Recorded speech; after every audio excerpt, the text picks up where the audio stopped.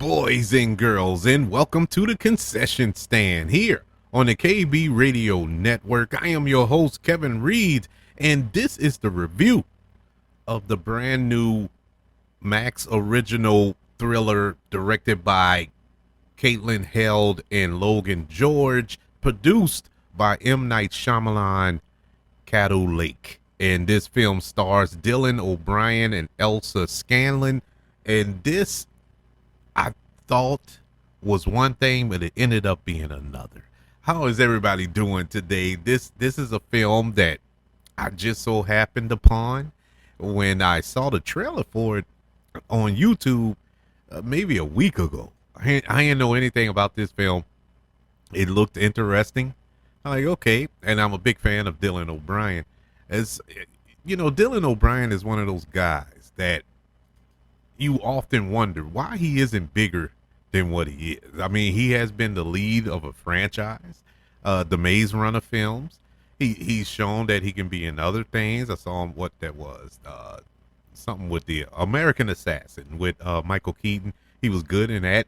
In other projects that I saw him in, I think it was Love and Monsters, I believe. He is a versatile actor, very good, very physical actor as well, and wonder why he hasn't been, showcased as much, especially with all these superhero films coming around. But him being attached to this film, that's what got my curiosity. And this was kind of marketed as a psychological horror film. At least that's the vibe I got from the trailer. And it being Halloween season, October, the spooky season, I thought, okay, that this fits. And then you have M. Night Shyamalan, who is hit or miss and been kind of missing the last few films. But, M. Night Shyamalan is one of those guys that I'll still give a chance. I'll still watch it just to see if we're going to get that magic. Because when he's on, oh my God, it's great. When he's not on, oh my God, it's horrible. But nonetheless, he's not directing this film. He didn't even write this film. He's just a producer on this film. And the premise of Caddo Lake, after an 8-year-old girl mysteriously vanishes, connections began to form between past deaths and disappearances at Caddo Lake. This is a non-spoiler review, and I'm going into that. I'm making that statement and knowing that it's going to be a challenge and a half to review this film without spoiling it, because there's major spoilers involved in this film. I want people to go into this film the same way I did, completely blind, and not knowing what is really going on. The premise of this film, that just scratches the surface of what this film is really about. Very, very interesting. Yes, we've seen films of this kind of MacGuffin before, but in a era of film watching where the film community is screaming from the mountaintops, they want original content. They want something fresh, something new. We're sick and tired of the comic book films, superhero fatigue, they call it. They want something new and different. Well, this is new and different. This is truly it's not an original concept per se, but it's done in an original way. This was a very smart film. Very smart. So smart that it was to the point that I almost stopped watching this movie midway through. Or almost midway through, because I was like, man, this is so boring. You know what I'm saying? It was one of those movies where it was so much exposition in the beginning of the film that I was like, are we ever going to get to the meat? I'm tired of eating the fries. I need the steak, man. What is going on? And once everything starts to unravel, once we start getting the story and figure out what's really going on, you're like, oh my God. And then you go back and think about that portion of the film, the first 45 minutes of this film, that it was sitting there like bored to death with all the talkie. You're like, all of that makes sense now. All of these little throwaway scenes that was in the film, in the early part of the film, add up and it makes sense, because I really was sitting there like, why is this scene even in there?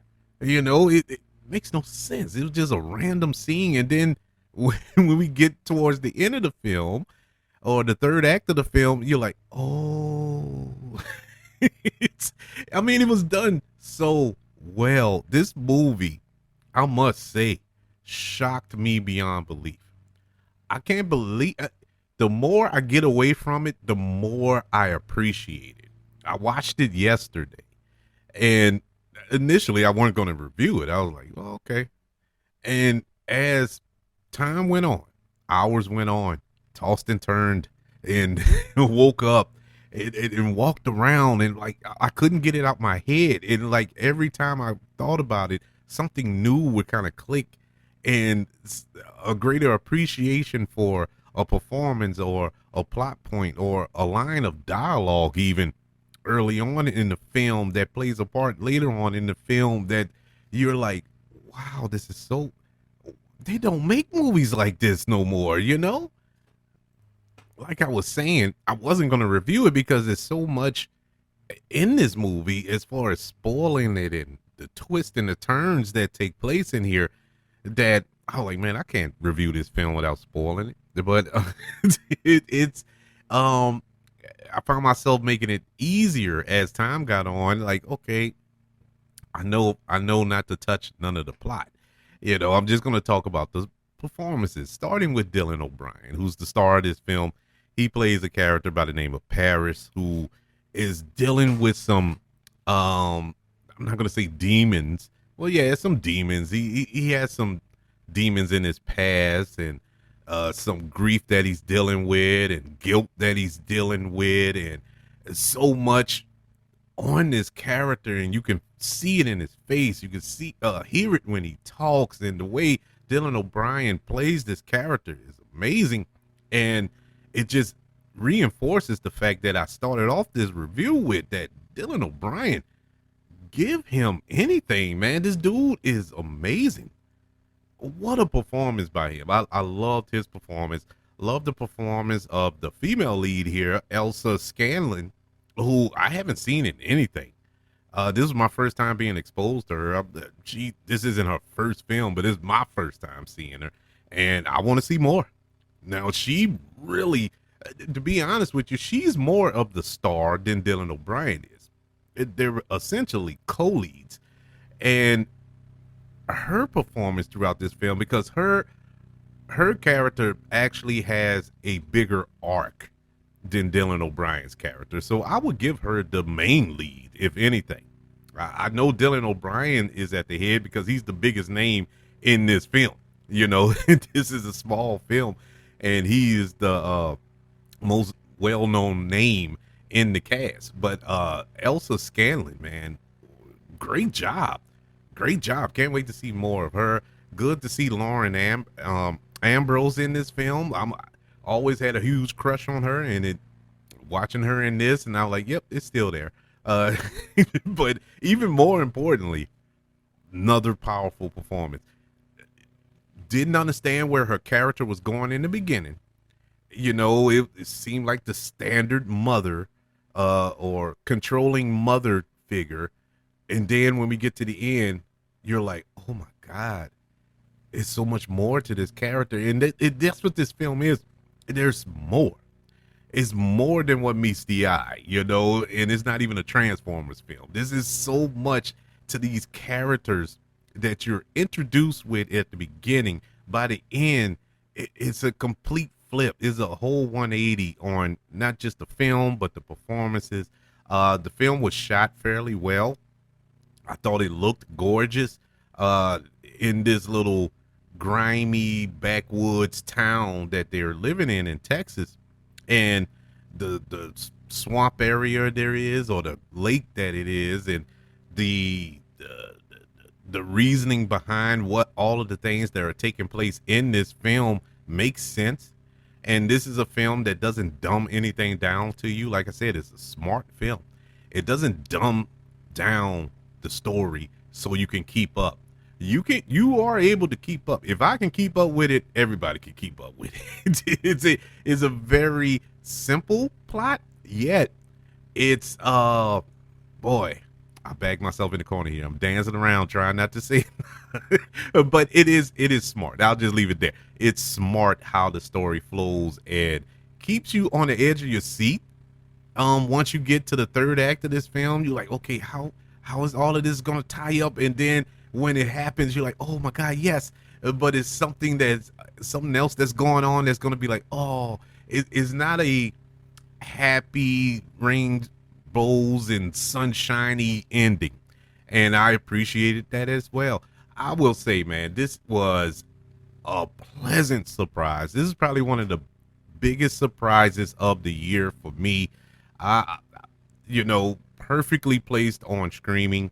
I don't think this would have survived in the theater, but this is great to sit down and watch on Max. This is a really, really good film, and nothing gratuitous. There's no, violence or nothing like that. If you're kind of cringy when it comes to gore and all that stuff in horror movies, this isn't a horror movie. It is a thriller, and it is an exciting thriller at that. Caddo Lake, which is currently on Max, gets a letter grade of an A. Oh, what a film. I mean, super pleasantly surprised. And I'm so happy. When you see original stuff, people have tried original. These filmmakers have tried. It isn't like Hollywood doesn't try to make original content. They have tried. It just sometimes it don't work. It's not good. and that's why we got to revert back to the standard sequels and comic book movies and all this other stuff that we've been beaten over the head with time and time again. But this was a breath of fresh air. I would like to know, have you checked out Caddo Lake, and what did you think? Or are you planning to check it out? I highly, highly, highly recommend it. You can email the show, kbradiopodcast@gmail.com. You can also search for this show on all social media platforms. Just search for the KB Radio Network, as well as YouTube. Subscribe to the KB Radio Network channel and like this video if you don't mind. Also, don't forget about the 5 stars, the reviews, and sharing this show if you're listening on Apple Podcasts, Spotify, iHeartRadio, wherever you are currently listening to the concession stand here on the KB Radio Network. Everybody, thank you for joining me for this review of Caddo Lake. Good job, M. Night Shyamalan. Maybe he just needs to stick to producing. Just be a producer for a little while. Don't get behind the camera for it. Take a break. But I want you all to know that I love you. Continue to love everyone. And until we speak again, you all be blessed.